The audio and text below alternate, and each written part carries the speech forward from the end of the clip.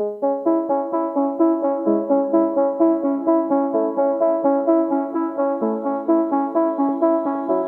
is Seasons of Discontent with your hosts Rick Snyder and Matt Combs on the Hogstein Network.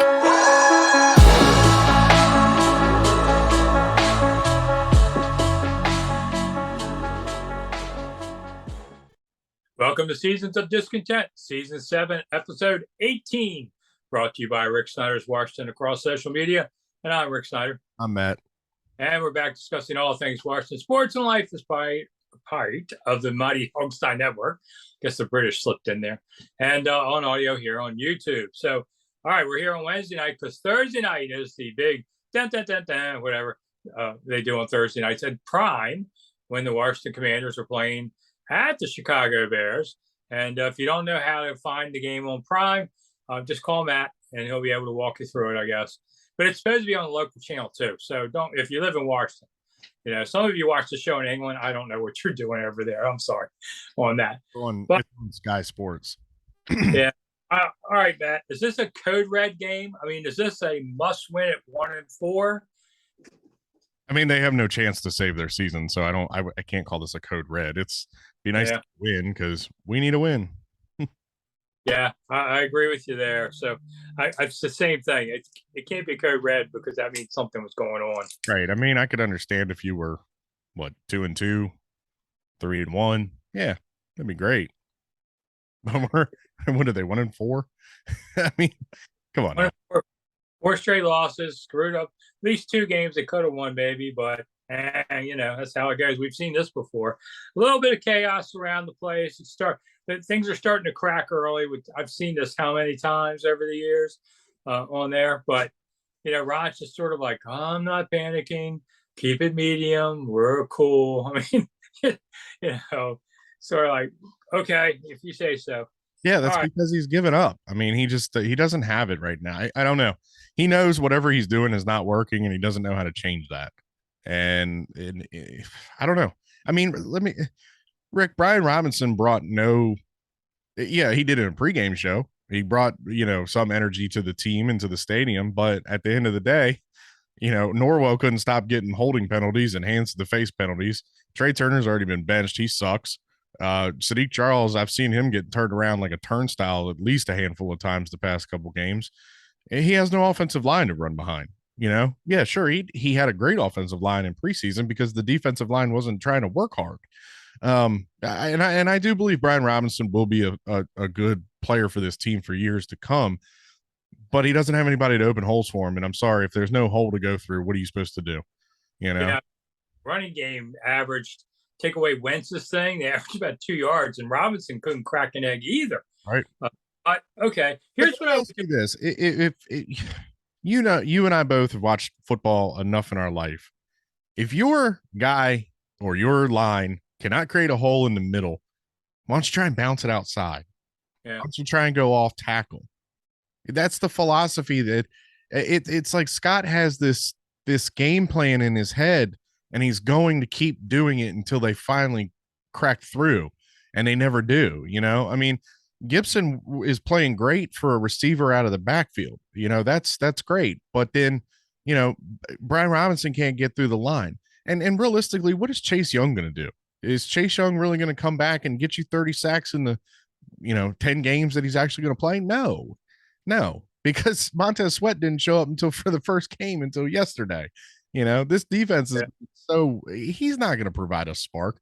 The season's lost. The season's done. They have to fix the offensive line. And I hate to proclaim that it's so early because, we remember the Shanahan, well, we need to evaluate next year and da-da-da. And then they win like 7 games and they win the division and go to the playoffs, and Gruden did the same thing, so they've been known to tear off 5 or 7 wins in a row. I just don't see it with this team. This team, if things don't go right for them in the beginning with the scripted plays or in the first quarter, if things just don't go the way that they need to, this team just kind of puts their head down and just kind of goes through the motions. And I hate that. I mean, I hate to say that, but that's what it looks like to me. Here's what I do with the offensive line in a perfect situation. All right, I like Charles Leno. He's been fine. Charles Leno's been the best player we have. Right, so I'm okay there. I would bench Norwell and I'd move Sadiq Charles to left guard. Then I would promote Tyler Lawson off of the injured list and have him as starting center. When Cosme's healthy, I move him to right guard because he's not a tackle. He's a guard. And I might as well keep him on the same side of the ball for now. So put him there and then keep Cornelius Lucas at right tackle. He's been fine. That's your best five. You need Lucas on there as one of your best five. But Norwell stinks. No, nothing there. Sadiq Charles isn't my favorite, but I would move him to the left side at least. I think with that five, you at least have a chance at doing something. I don't think Ron will do this, but Larson probably will go to center at some point. But if you can't fix this line, this team ain't going to win again. So that's your number one priority to me is that on there. I agree with you there. All right, here's the thing with quarterbacks. People already asked me, what happens if Carson Wentz gets sacked? Do you bring in Heineke or do you bring in Howe? Heineke. Okay, so let's say that Wentz is hurt and the season's gone. Okay, I mean, because otherwise this scenario won't work. I don't bring in Heineke unless the season's still up in the air because maybe he's got enough moving around to survive that line. But if it's doomed, you go to Howe because otherwise people say, well, you got to draft a quarterback first round next year. No, you don't. Wait a minute. Everybody loved this kid in August. Why aren't we give him a chance first over Heineke? You already know Heineke. Heineke is a reliever and spot starter. He's fine. Give Howe that chance. Why not at this point? If the season's burned, I go to Howe.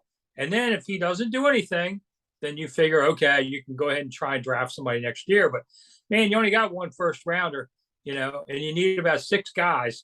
So if you don't have to spend on a quarterback and move up and cost all that, whatever, don't do it. I'm just afraid of turning Sam Howell into David Carr. You remember David Carr coming into the league and Houston's offensive line was awful. And he had 52 sacks in a year or something like that.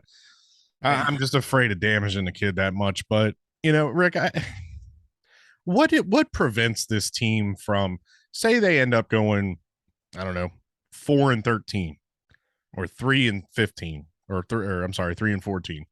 I can do math. What prevents this team from doing what the Eagles did and stripping it down and firing the coach and bringing in all new personnel? What's preventing them from doing that? I mean, this team has always been in retool mode. They've never been in rebuild mode. Look, they've already lost half the stadium to 3/4 of the stadium is the other team's fans anyway. We know this. They're still going to show up because they're going to come see their team for the one time that they can. You've already lost you've lost a lot of your fans because of the name change. There's people that don't want to accept the name Commanders. What is preventing them from doing this? They're still getting money. They're still going to get the money from the TV deal. They're still going to be able to sell $10 beers to Eagles and Cowboys fans. Yeah, but the owner's situation is in doubt, although not greatly. There's a report that the House Investigative Committee is going to drop. And I would say they probably are going to drop it the first week of November before elections while the Democrats still have power. And it's going to say mean things about Dan Snyder, and then nothing's going to happen. But until then, you kind of have things in limbo, just in case the rare chance they got something good and suspend them maybe or something. I can't, you need 8 votes to keep them. Okay. Yeah. Well, 9. Okay. You need 9 votes to keep them overall. All right, you got the 3 NFC East teams. They get to win most of the games against them. They're not voting against them. Baltimore, yeah, let them ruin the market. There's 4 right there. Redskins are 5. Where the Commanders are 5. All right, so you only got to get 4 other people around the league to side with you, and I guarantee you Jerry Jones will find those 4. Well, and you got to look at guys like Kraft that have been in trouble in the past. He'll vote to keep Dan because he's been through this. You look at a guy like Irsay who's had his troubles. He'll vote to keep Dan. And honestly, hey, if I was the 30 other owners, not including Green Bay, if I was the 30 other owners, I would vote for this guy to stay anyway because he's the NFL's punching bag. And nothing's happening, but it's still a limbo situation. And so you can't fully invest in a front office and such until this really gets clarified. And maybe it will by January. You have to remember the good candidates, the guys like Sean Payton, aren't coming to this mess. Okay, this is where you come if you're desperate, if you're new, get a chance. Like Gruden. Gruden's trying to find a head coaching job somewhere, so he took it. And when you leave, it's kind of like the league says, okay, you get a pass for that over there because Washington's just a black hole. All right, to a degree. Just like free agency. It's just like the free agents that choose to sign elsewhere. Yeah. The money ain't all it's cracked up to be when you get here. Ask Shanahan, ask Rivera, ask these big name guys that came to Washington have just completely bombed and flamed out, and they have to deal. Look at Joe Gibbs. Joe Gibbs came back and couldn't make it work. You know what I mean? It's a hopeless situation. And Danny was able to buy players back in the day because he was willing to pay the price. Now these guys around the league, they can't wait to get out of here because they can go make the same money elsewhere and go play.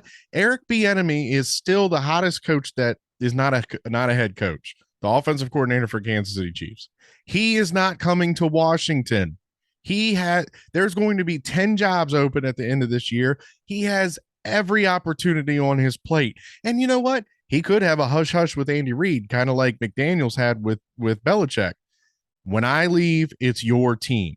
That's what they did down in Tampa. When Arians stepped aside, here you go. It's your team. I tell you, a nugget that dropped Saturday I thought was underplayed. People didn't talk about much. But Roger Goodell mentioned that London could handle 2 teams. And maybe they'd create an NFL Europe division of 4, which really is the way you have to do it. That way, those teams would play each other, and then you only have to play 6 road games in the U.S., and only 6 U.S. teams have to come over there, kind of thing.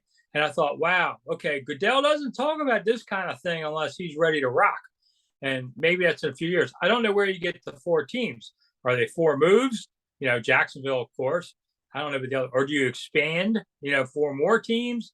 NFL teams, owners don't really like to do that in a way because they got the TV money, more. But it was really interesting how that came out of nowhere.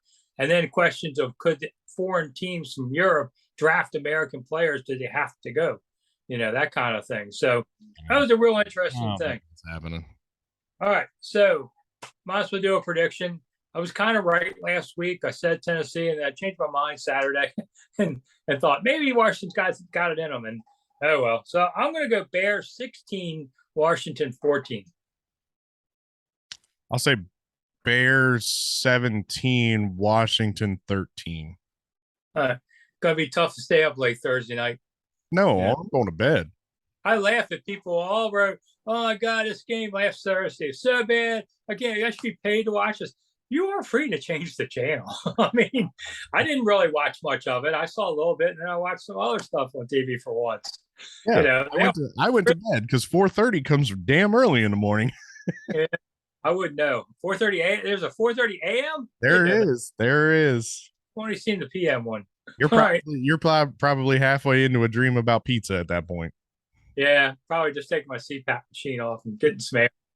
So, all right, we gotta get out of here. We'll see. We'll be back next week. All right, bye. Bye.